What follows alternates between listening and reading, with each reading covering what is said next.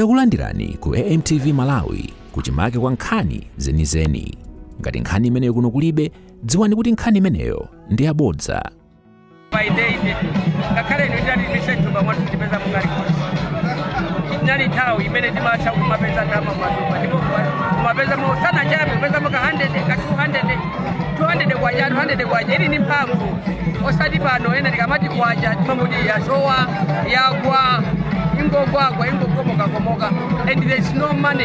The money is not circulating and sakupanga ma business azibambo sopano ule mwa wose wacha so anaduka ma business mulibe china chilichonse chimene ungatengole ena kona timachuluka kwambiri ndanthu ambiri omazimangirira because sakuyembekezera kuti nyengo zimene akudusambo zimene anaenda kuti azidusambo chifukwa choti akapanga business iliyonse akumadukira ndikuoda kumweyo yense kusikira imene mapempha president unakuti pamene akubwera kuchita fix economy aonesesa drama izichita ziyenda zikira nyamata amayi kumasababa.